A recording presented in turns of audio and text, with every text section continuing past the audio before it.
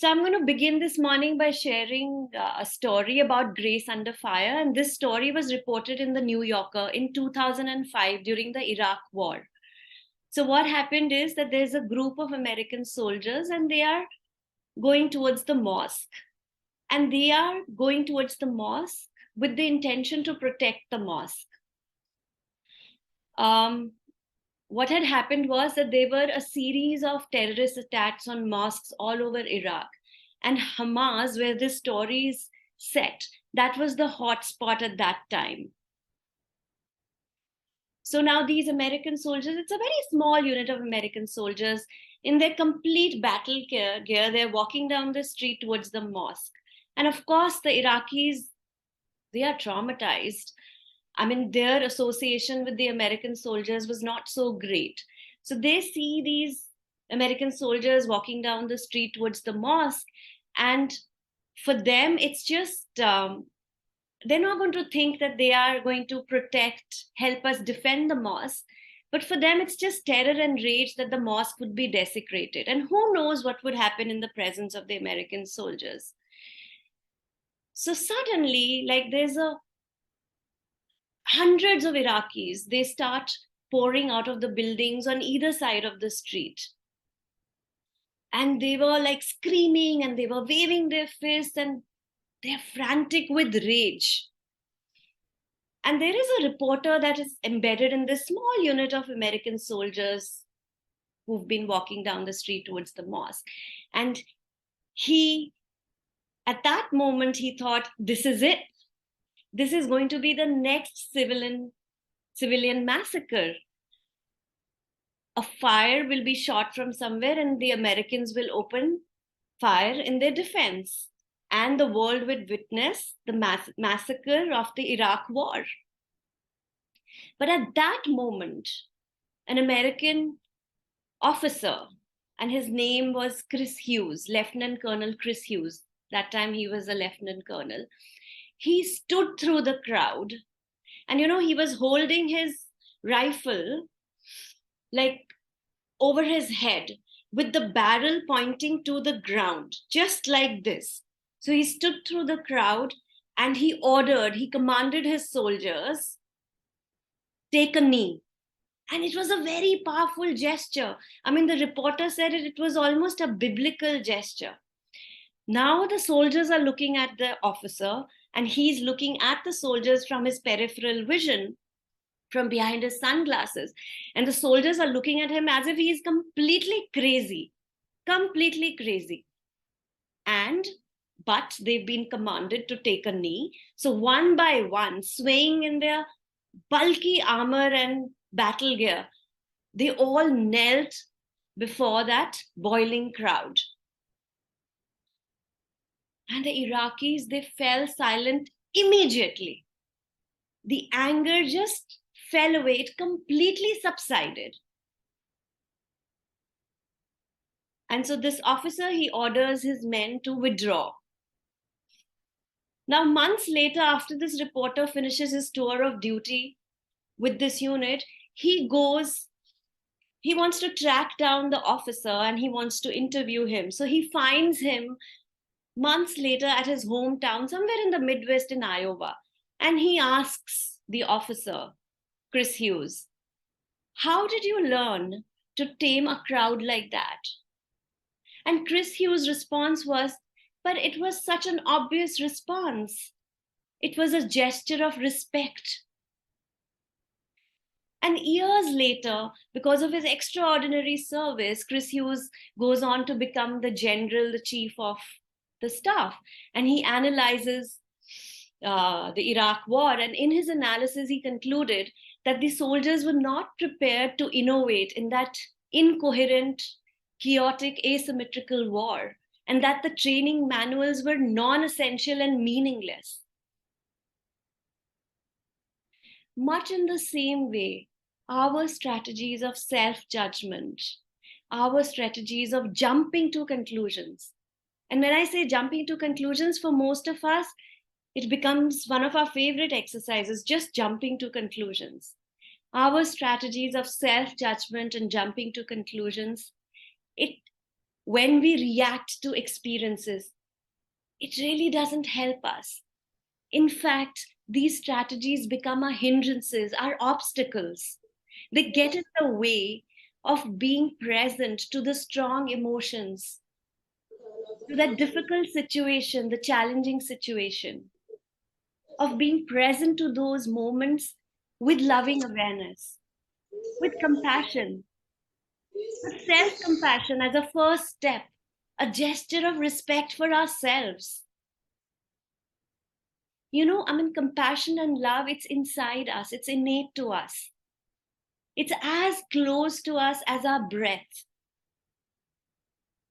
All of us, all human beings, we go through this range of joys and sorrows, births and deaths, pleasure and pain, praise and blame. And we move in this immense, beautiful, incredible beauty and tears of life. But the fact of a human incarnation, one can actually say that it is the curriculum for our incarnation. That range of emotions and the experiences that we encounter in this physical incarnation or in any physical incarnation, one can say that it's our curriculum. And the fact is that in our human curriculum, all of us have been hurt. All of us have been betrayed. And that's the fact. All of us have had our trust been broken, true or not, in big ways or in small ways. And just in our day-to-day lives, in our encounters with our families, in our encounters with our friends, in our encounters with the people we work with. And that reminds me of this really beautiful 2 lines that Leonard Cohen writes. All of us have cracks. That's where the light gets in. This practice of forgiveness, the practice of understanding forgiveness, it frees our heart.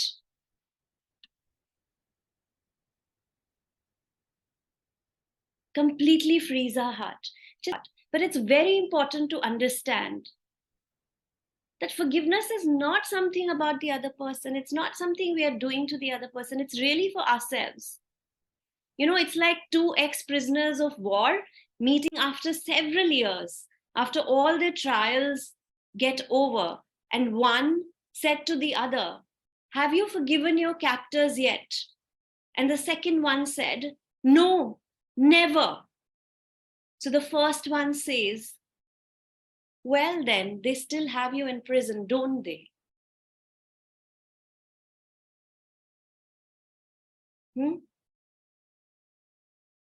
So without forgiveness, our heart hardens. And we are imprisoned by these people. We are imprisoned by the situations, by the events, by our past.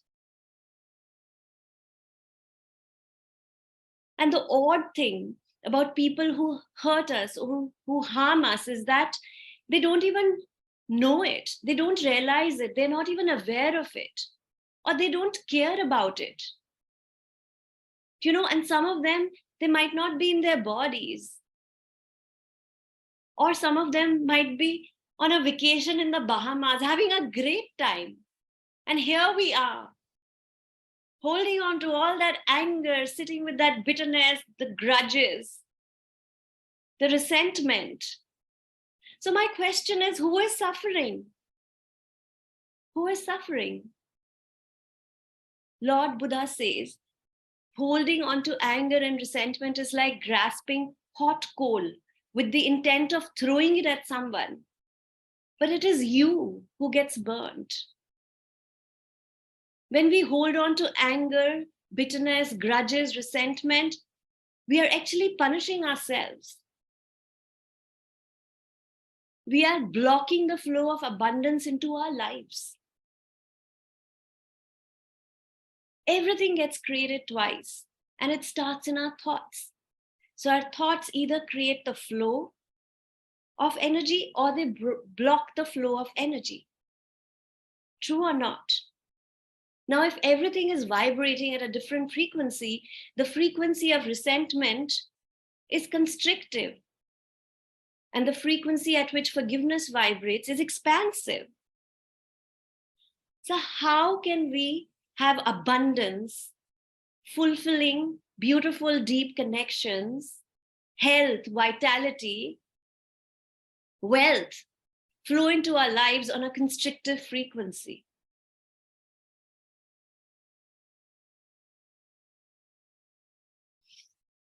To take it a step further,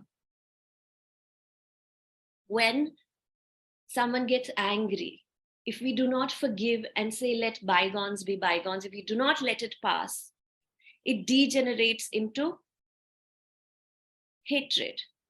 If we do not forgive at that stage and let it pass, it further degenerates into resentment.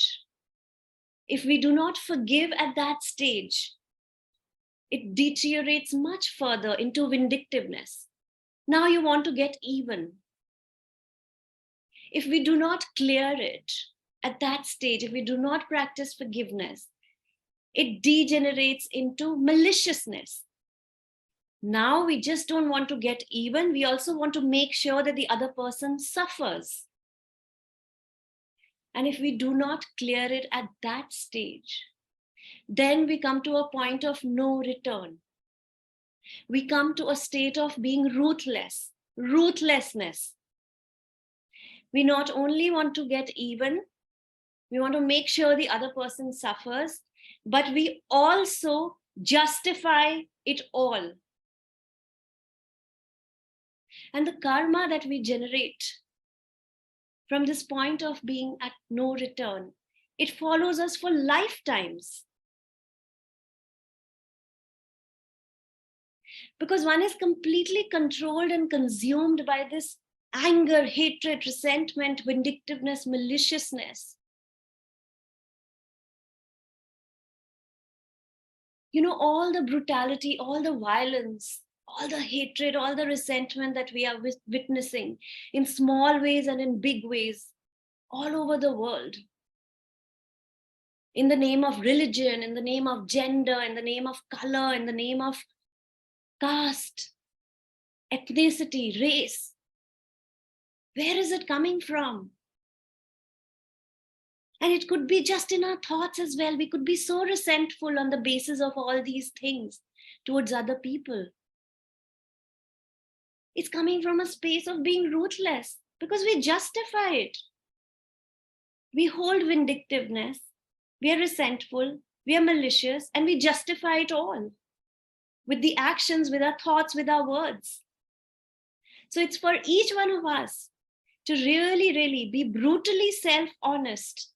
It's a time to be brutally self-honest, to introspect and understand where are we on our journey, at which stage. I hope we are not at a stage where it's a point of no return. We talk about dark souls, lost souls. That's what ruthlessness does to us. There's a very interesting Chinese proverb which says that the best time to plant a tree was 20 years ago, and the second best time is now. So start from where you are. I would like to share, it's a perspective from my personal experience as a healer. There are some people who are very difficult to heal. And should we stop? No, we should not stop. But I'm just sharing with you. What happens is that the pain, the injury done by them to others is very deep, somewhere in the past. Now, when I say the past, it could be really in the past. It could be the past incarnation or a past few incarnations. And at the same time, the anger and resentment that they hold inside them runs very, very deep. So no matter how much energy you're pouring onto them, no matter how much you talk to them, counsel them, how many ancient healing modalities you integrate and combine and use with them, it doesn't last. But as I say, said, it doesn't mean that we stop. It just takes a very long while, because that negative energy and the karmic energy that the soul is carrying is very, very, very heavy. It's almost like, bringing down a mountain pebble by pebble. So forgiveness is like personal hygiene. It's like a daily practice. When I started on my journey on forgiveness, my mentor told me practice it twice a day, 10 minutes in the morning, 10 minutes in the evening, for 365 days. And then we'll talk how you feel in your body, in your mind, in your heart, in your skin. So that's almost 730 times in 1 year. So what does it do to you? It becomes a part of you. I mean, you don't even have to, it's like you do it repeatedly, you do it regularly. Perhaps at the end of the day, you just rehearse your day in your mind. Who is it that I need to ask forgiveness from? Who did I hurt today in my thoughts, in my words, in my actions? And just cast a kind glance and visualize yourself in a similar situation responding differently. And then the second dimension, how did I judge myself, betray myself, lose my power, lose my voice, my authenticity today? How was I harsh to myself? And then be kind to yourself. Hold yourself with tenderness. And then again, visualize yourself being tender and kind to yourself in a similar situation. And in the third dimension, once your heart becomes a little tenderized, then ask yourself, who is it that I need to forgive today? Someone from today, or from the recent past, or from the past, the baggage that I'm carrying. And again, cast a very kind glance on that person. Coming from that understanding of forgiveness, that compassion, that they were doing the best that they knew at that time. So it's like 5 minutes in the morning, 5 minutes in the evening. It's like personal hygiene. To take it a step further, why is it so important? And I've already touched upon it, how it's blocking the flow of abundance into our lives. So to give you an energetic perspective, we generate anger and we hold it here, just below the sternum. Okay? We get upset and angry and we hold it here in the hollow below the ribs. Now, what happens is, physiologically, a diaphragm is buried under the sternum, the last part of the diaphragm. So immediately when you're angry, you're upset, the first thing what happens is your breathing shifts. You must have noticed that. Feel heaviness, nausea. When we do healing and when people are releasing anger and resentment, they either feel light here, something's been removed, or they start feeling nauseous. Because that's how you start releasing. You're holding it all here. Now, if you don't clear it, it builds. And then it starts, this energy, it's like grayish clouds. This energy starts going sideways. Now, what is sideways here? Our liver, our gallbladder, our pancreas, and our spleen.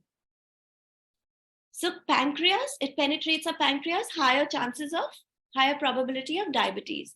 Liver, this liver slows down, it becomes sluggish. So fatigue, exhaustion, the elimination process of the body does not happen properly. And then it creates its own complications. Gallbladder, issues in the gallbladder. Spleen gets blocked, issues again in your physical vitality and the overall functioning of the body. It goes down into the stomach, the intestine areas.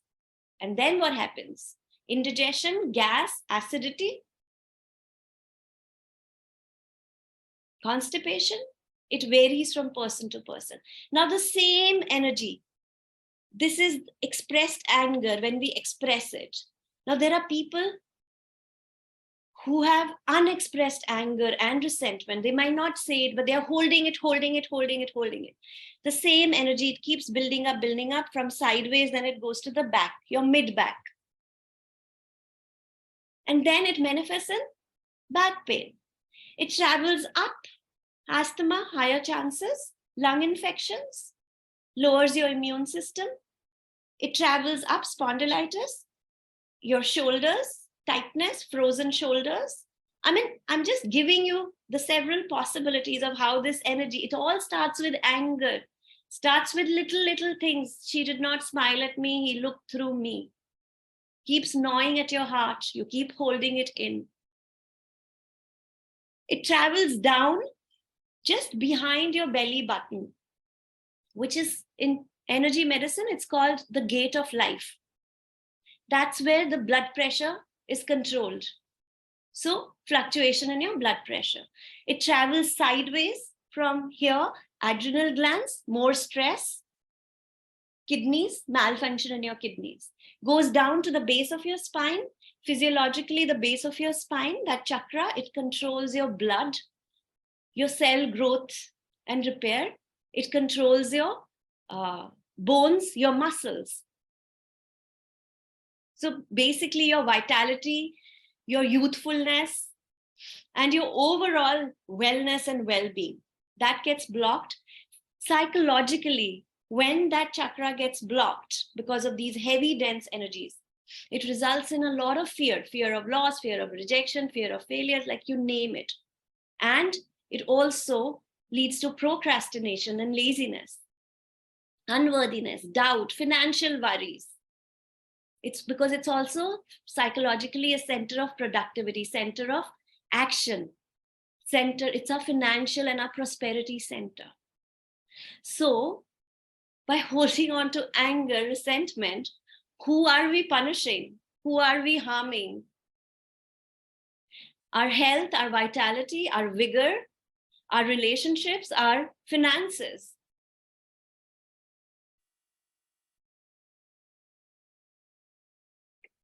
So start where you are from today.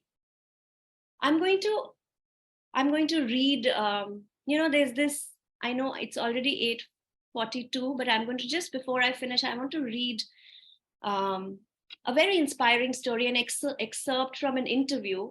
So there's this Chilean writer, Isabel Allende, and she lost her daughter in 1992 due to a malpractice in a hospital in Madrid. Now her daughter had a hereditary condition, but one can grow old with that. But the doctors didn't treat her well, and she lapsed into a coma, and then she was put on a ventilator. And so Isabel tended to her daughter for a year, but then she passed on. So she was interviewed later, many years later, because she wrote in her memoirs called Paula about her daughter's death, about the importance of forgiveness in her life. And I'm going to just read that piece. It's so powerful, so inspiring. And she writes, I went through the experience of losing my daughter because there was malpractice and negligence in the hospital. I could carry for the rest of my life the burden of anger and resentment of what happened. I could blame and sue the hospital, but I chose to write a book instead. In that book, I sort of cleansed the whole thing. I understood what had happened and realized there was no bad intention. There was ignorance, negligence, but not the purpose of harming her. I forgave, and I have been able to live for 19 years with the spirit of my daughter happily. I don't carry that burden with me.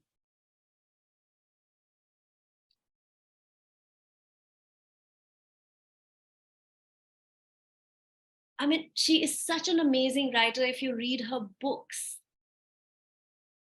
I mean, her heart, she writes from her heart. And that's what forgiveness is. It's something very, very personal.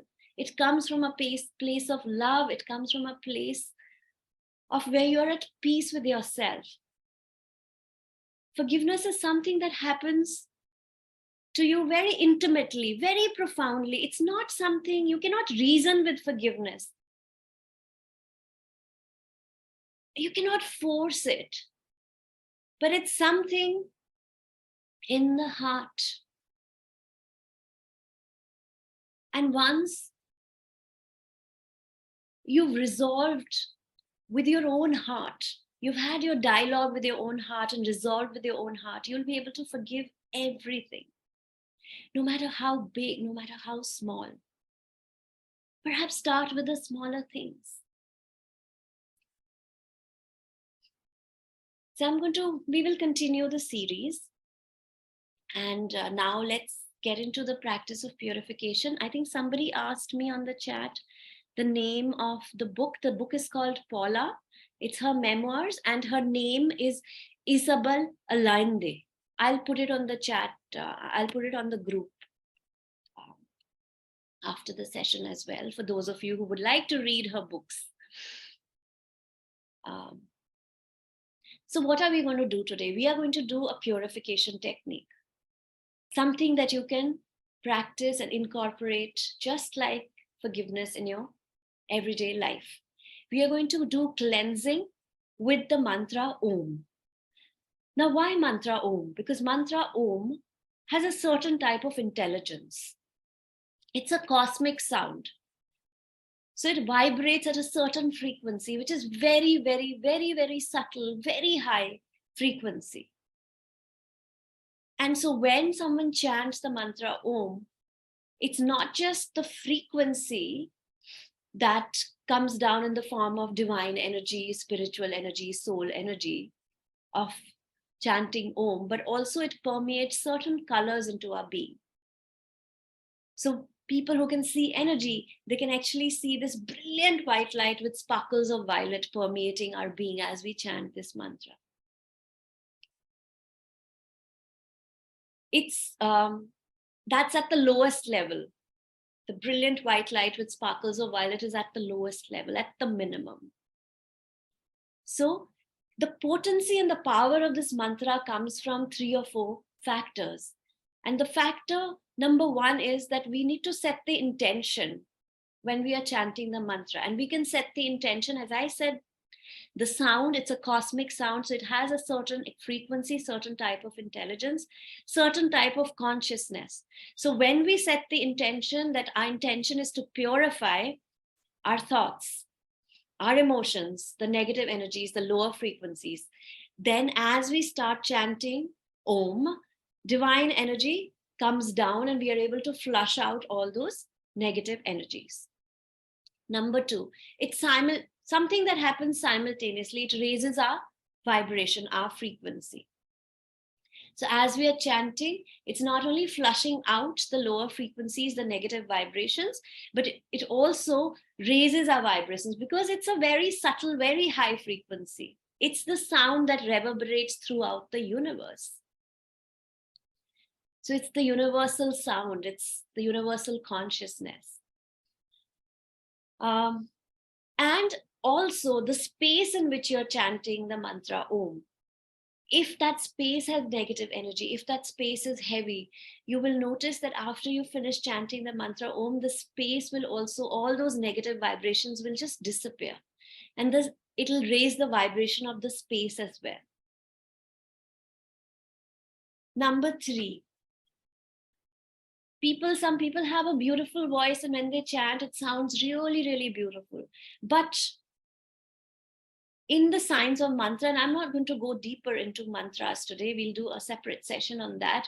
It's not the voice that is beautiful that brings in more divine energy, but it's the deeper spiritual connection, the wider antakarana, that brings in more divine energy. So the voice might not be so beautiful. You're not a soprano, you're not like a singer, but when people who have a deep spiritual connection, when they chant, more energy flows through. So when more energy flows through, the more disintegration of the old energy begins to happen, and we drain out more stuff. And the 4th thing is the pitch at which you chant the mantra. That is also very, very, very important.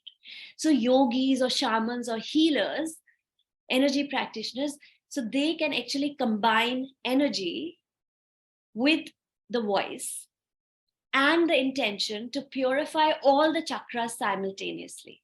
And that is why when you go and the monks are chanting, or the yogis and the shamans and the healers are chanting, a simple sound like Om,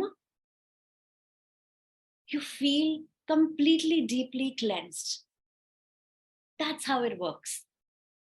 So we're going to use this very simple practice, and we're going to set the intention and purify ourselves. So I'm not going to go further into the explanation of this, because there are various layers and levels to this. But all you need to do is to be aware of the crown center, the top of your head. That's where the divine energy comes in from. And to be aware of your hands. So during the entire time, as we begin this practice, I want your hands to be at the chest level, palms facing outwards. And you have to be aware of your hands and the soles of your feet. So if possible, uncross your legs. So that's what. So I will guide you. So I'm just telling you. So the divine energy comes, it'll flow from, enter from your crown.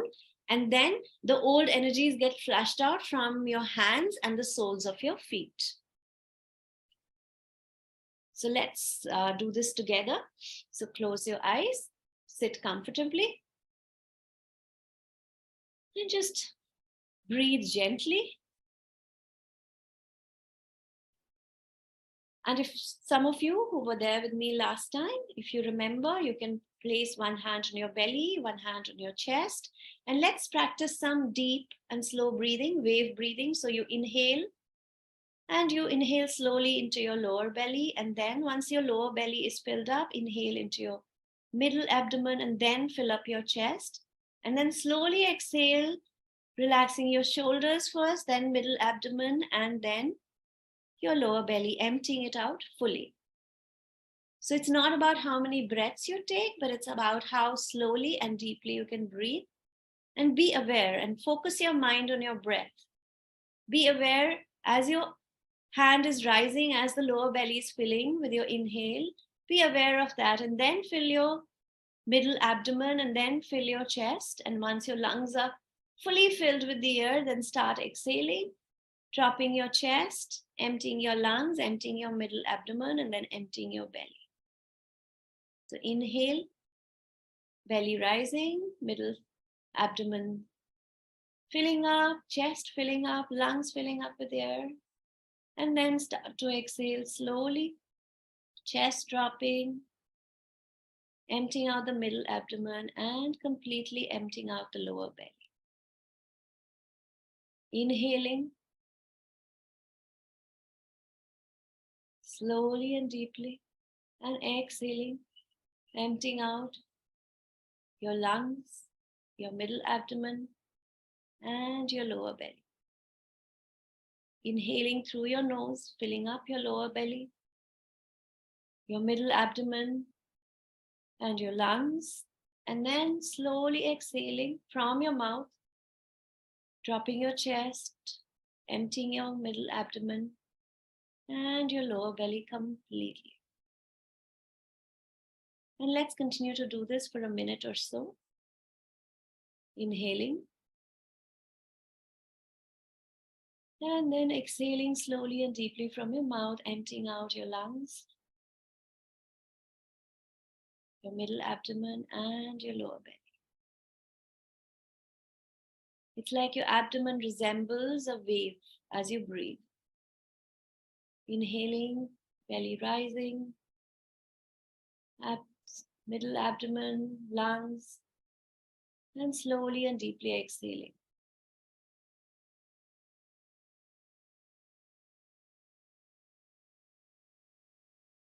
Inhaling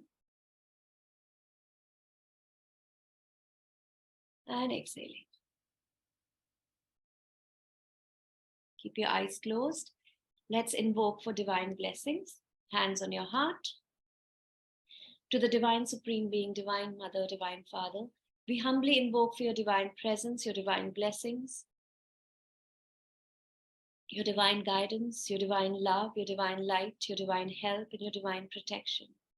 To all the great, great ones, the hierarchy of the great ones, the solar logos, the planetary logos, the lords of karma, to all the great, great spiritual teachers of all traditions, Guru Nanak, Allah, Lord Christ, Lord Ram, Lord Shiva, Lord Ganesha, and you may add the name of whoever you pray to all the great Buddhas and Bodhisattvas, Guru Padmasambhava, Guru Medicine Buddha, Buddha Kuan Yin, Avalokiteshvara, to the angelic realm, to all the great arhats, to holy gurus, holy masters, saints, archangels, holy angels, healing ministers.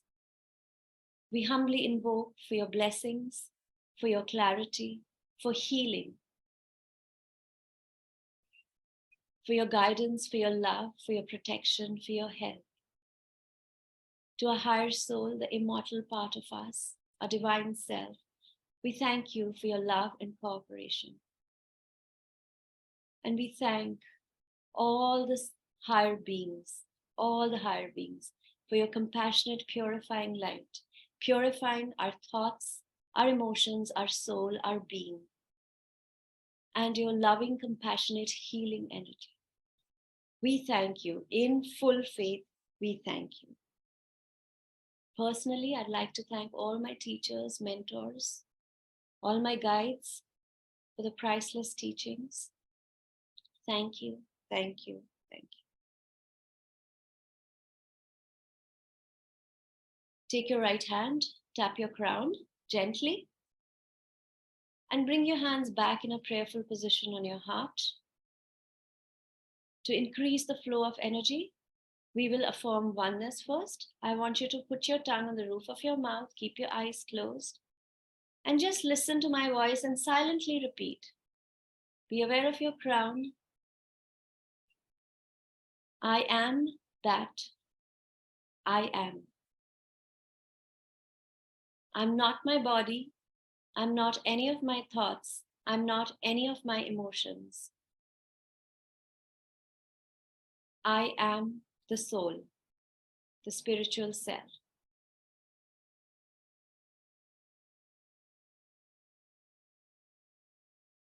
Just be still.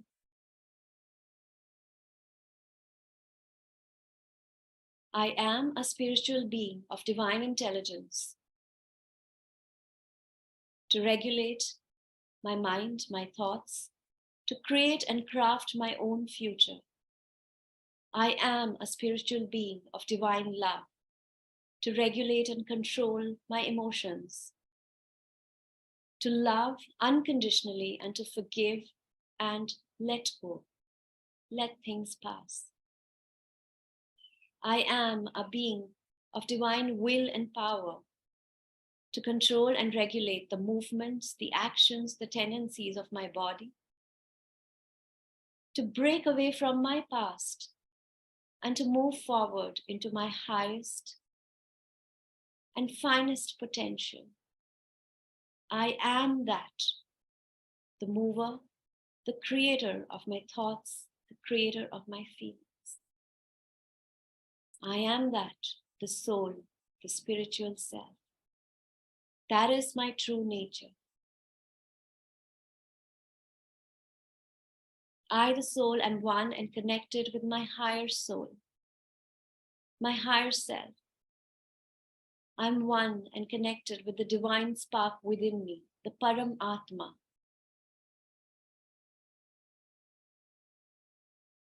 I'm a child of God, which means we are still growing, learning, and evolving.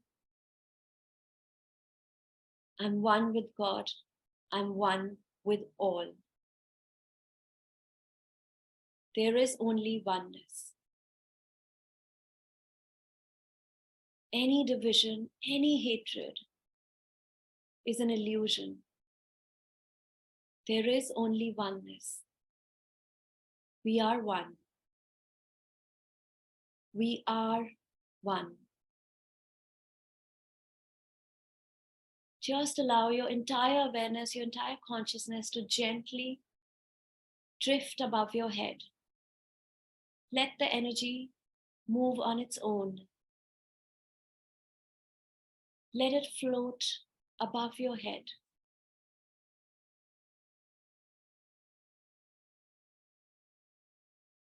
Maintain your stillness, maintain your state of awareness way above your head.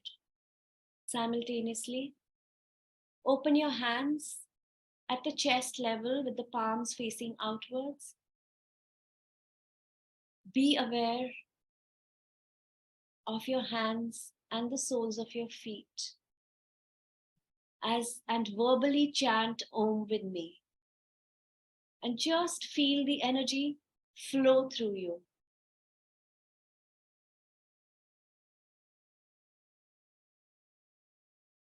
Om.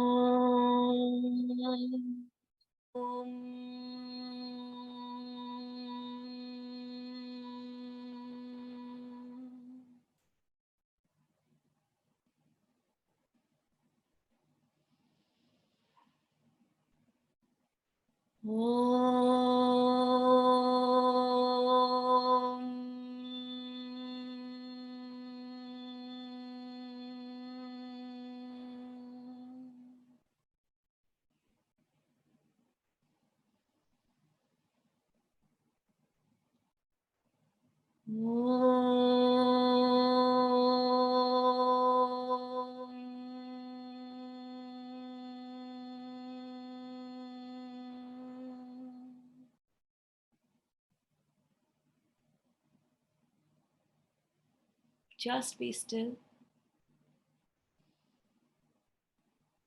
After we chant Om and we practice stillness, you will feel and sense energy flowing through you, a kind of vibration.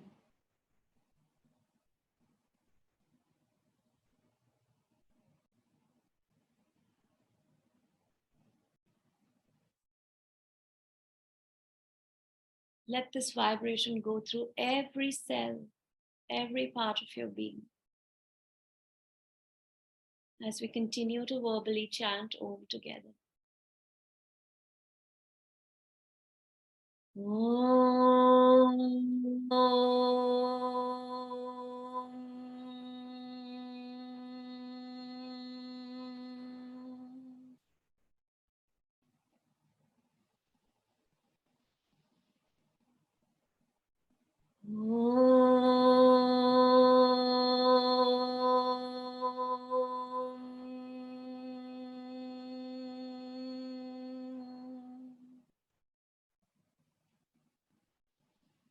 Just be still and feel this energy, this vibration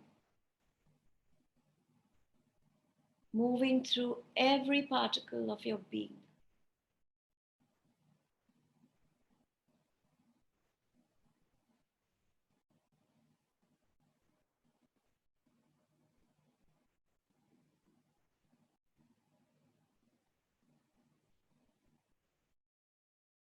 Continue to chant with me. Om.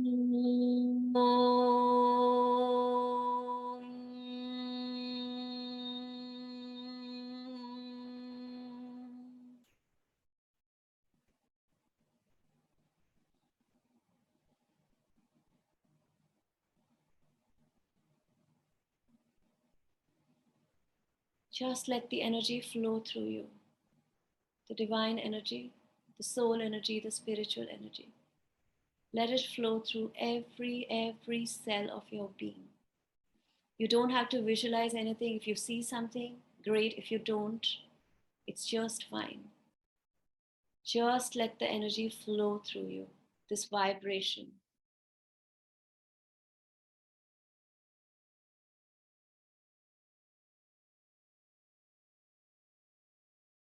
I want you to keep your tongue back on the roof of your mouth. Keep your eyes closed. Keep your hands where they are. Be aware of your hands and the soles of your feet. And just listen to me. Om.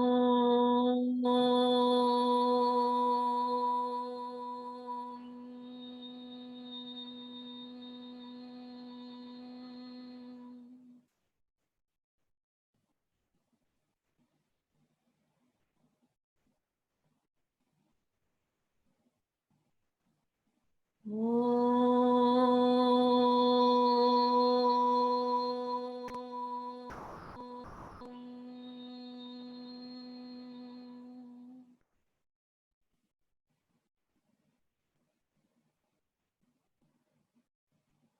you listen to me chanting Om, I want you to visualize a beautiful, beautiful point of light floating above your head, like a beautiful, brilliant, gleaming star or a miniature sun.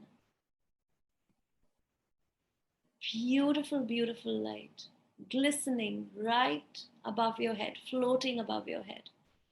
And I want your entire awareness, your entire attention inside that beautiful light. Just be still. Keep your hands where they are. Keep your tongue on the roof of your mouth. Put your entire attention on that brilliant, brilliant point of light floating above your head. It's as if you melted inside that light. And the rest will be done for you.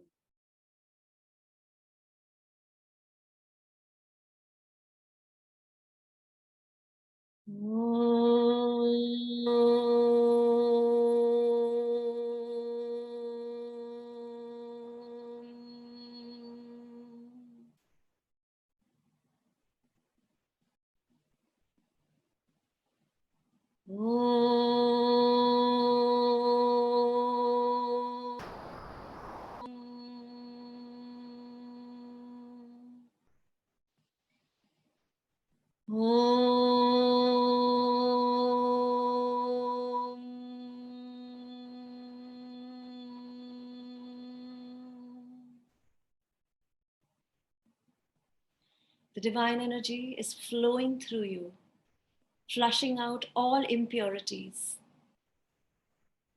all negative energies, lower frequencies, negative vibrations, negative thoughts, negative emotions, dismantling, eliminating, completely flushing out, purging, cleansing, clearing. All these negative energies are now being disintegrated, completely flushed out, purged, cleansed, cleared from all your bodies, extracted, flushed out, disposed of properly from your physical body, your etheric body, your mental body, your astral body.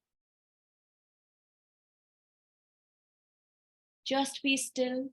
Keep your hands and feet where they are, and your entire awareness, your consciousness has melted into that beautiful point of light, that golden miniature sun or a beautiful glistening star that is floating above your head.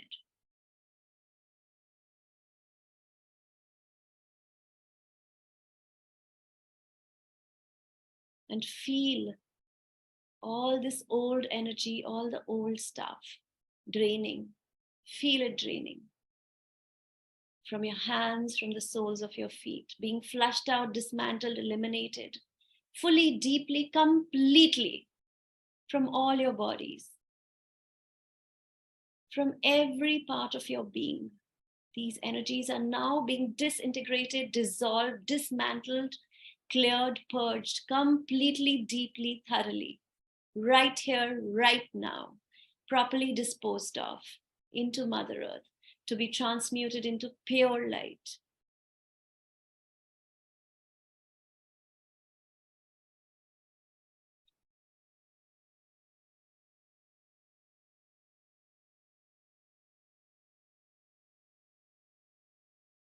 Let it drain, and just as you're immersed in that beautiful golden sun or that beautiful star, just silently say, I'm letting go. I'm completely letting go. I'm letting go. I'm letting go of all the negative energies that are holding me down, that are weighing me down. I'm letting go. I'm completely letting go. I'm ready. I'm willing to let them all go. The Supreme Being, we humbly seek for an outpouring of your grace, the soul energy, the divine energy, to flush these out completely, deeply, permanently, such that our minds, our hearts, our bodies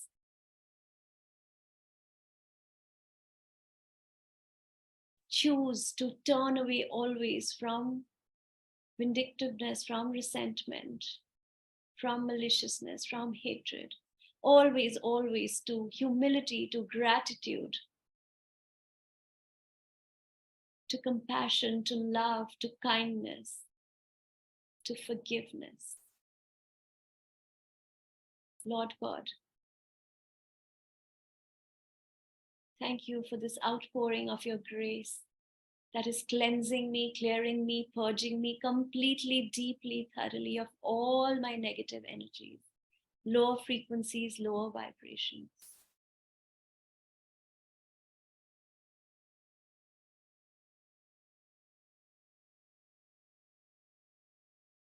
Just be still and let it happen.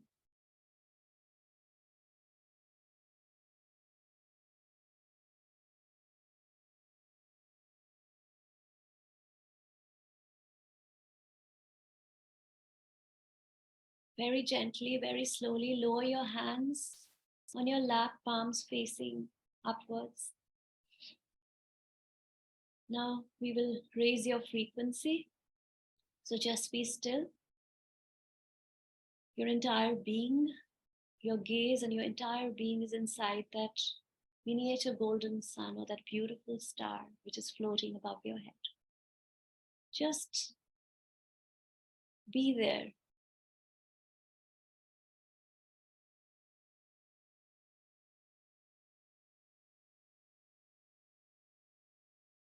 Om.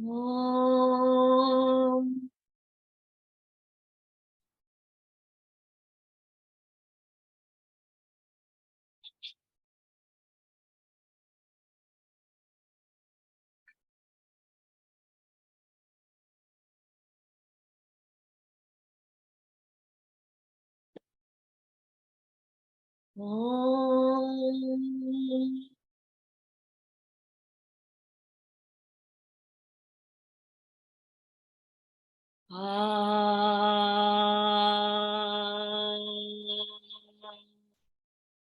Om.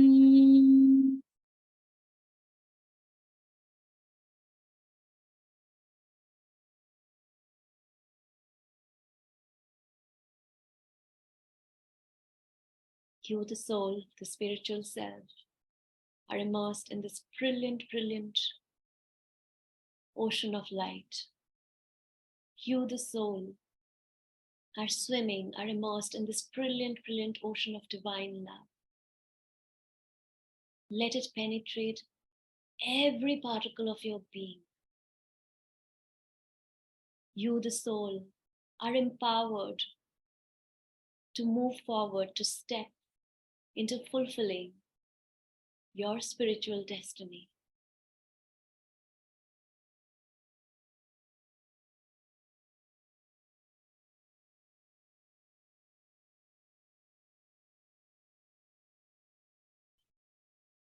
Let the energy take you higher and higher, and let things be. Let things happen now. Let go, let go, let go.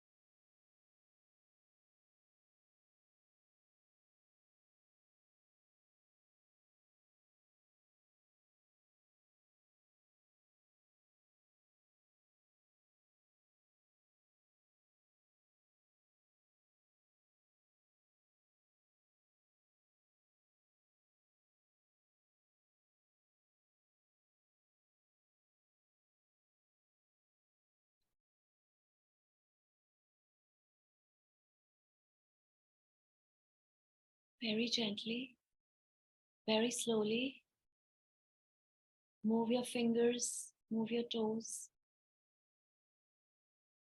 These are the furthest from your crown. So it allows, as you move your fingers and the toes, it allows the energy to flow back into the extremities. Allows you to come back into your physical waking consciousness. Take your time, very gently, very slowly. Come back to your body. And whenever you're ready, you may very gently open your eyes.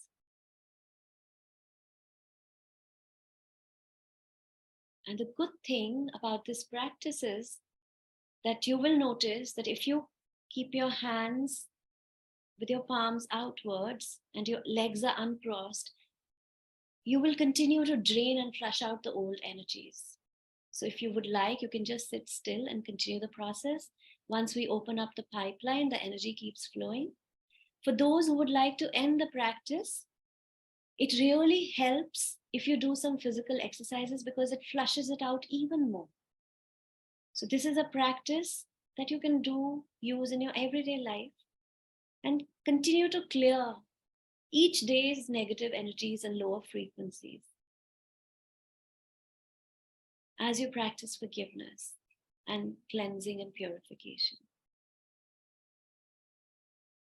So let's give thanks, hands on your heart, to the Divine Supreme Being. Close your eyes. To the Divine Supreme Being, to the Divine Mother, Divine Father, to all the great, great ones, all the spiritual teachers of all traditions, all the holy gurus, holy masters, saints, archangels, all the great Buddhas and Bodhisattvas, healing angels, healing ministers. To my higher soul, my divine self, we are grateful. We are so grateful for your love, for your guidance, for your healing, for your clarity, for your protection, for the outpouring of your grace. We are grateful. Thank you, thank you, thank you in full. Atma Namaste. We'll continue with this series. I'll see you next Saturday.